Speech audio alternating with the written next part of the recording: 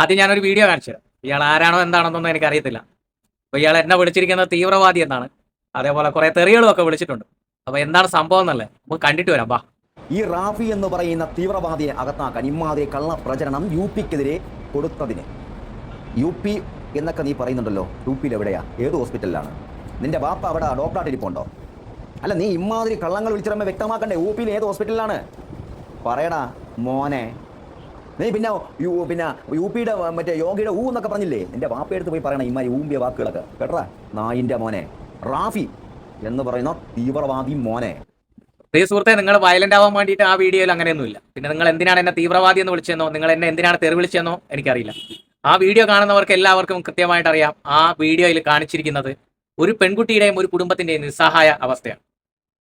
Government ഹോസ്പിറ്റലിൽ UP-യിൽ യോഗി ആദിത്യനാഥ് ഭരിക്കുന്ന UP-യിൽ ഒരു ഗവൺമെന്റ് ഹോസ്പിറ്റലിൽ പോയി ചികിത്സ കിട്ടാതെ മരിച്ചു വീണ ഒരു ഹിന്ദു പെൺകുട്ടിയാണ്. മനസ്സിലായോ? ഒരു സാധാരണ ഹിന്ദു പെൺകുട്ടിയുടെ അവസ്ഥയാണ്. ആ മരിച്ച പെൺകുട്ടിക്ക് തിരിച്ചു കൊണ്ടുപോകാൻ ആംബുലൻസ് പോലും ഇല്ലാത്ത ഒരവസ്ഥയാണ് നമ്മുടെ ഇന്ത്യ, അല്ലെങ്കിൽ യോഗി ഭരിക്കുന്ന ഉത്തർപ്രദേശ് എന്നാണ് ഞാൻ ആ വീഡിയോയിലൂടെ പറഞ്ഞത്.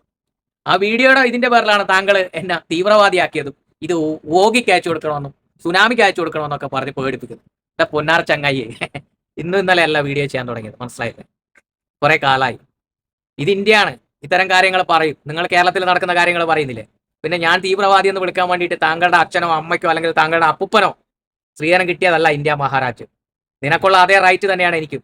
നിന്നെക്കാൾ കുറച്ച് കൂടുതലായിരിക്കും. കാരണം നിന്റെ അപ്പുപ്പന്മാര് ബ്രിട്ടീഷുകാരന്റെ കൊതം കഴുകി, അവന്റെ അടിവസ്ത്രം വരെ കഴുകി, അവന്റെ സാമാനം വരെ പിടിച്ച് നടക്കുന്ന കാലത്ത്, ഷുവക്കറിന്റെ കഥയാണ് പറയുന്നത്. അതായത് നിന്റെ അപ്പുപ്പന്മാർ ബ്രിട്ടീഷുകാരനോട് പടപൊരുതി ഇന്ത്യക്ക് സ്വാതന്ത്ര്യം മേടിച്ചു തന്നതാണ് എന്റെ പൂർവികർ.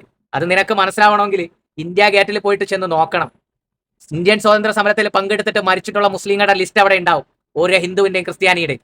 അക്കൂട്ടത്തിൽ ഒരു സംഖ്യ ഉണ്ടാവില്ല.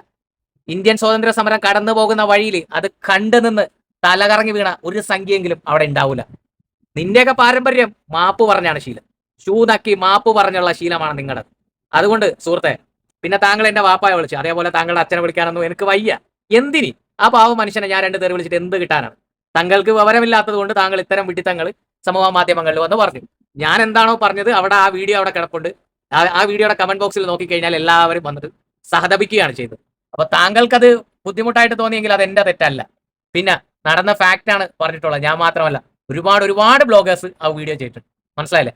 അതേപോലെ ഞാനും ചെയ്തിട്ടുണ്ട്. പിന്നെ തീവ്രവാദി എന്ന് വിളിക്കാൻ വേണ്ടിയിട്ട് ഞാൻ പറഞ്ഞില്ലേ, നിന്റെ തന്തയ്ക്കോ നിന്റെ തള്ളയ്ക്കോ നിന്റെ തന്തയുടെ തന്ത ഉണ്ടെങ്കിൽ അയ്യാക്കോ സ്ത്രീധനം കിട്ടിയതല്ല ഇന്ത്യ മഹാരാജ്യം. എനിക്കും നിനക്കും ജീവിക്കാനുള്ള എല്ലാ റൈറ്റും ഉള്ള ഒരു നാടാണ് ഇന്ത്യ. അപ്പൊ പറഞ്ഞ കാര്യം മറക്കണ്ട. ഇന്ത്യ ഗേറ്റിൽ പോയി നോക്കുക. ഏതെങ്കിലും അണ്ടിമുക്ക് ശാഖയിലെ ഏതെങ്കിലും ഒരു ചാണസംഖി ഇന്ത്യൻ സ്വാതന്ത്ര്യ സമരം ഷൂനക്കിയ കഥ അല്ല ഞാൻ പറയുന്നത്.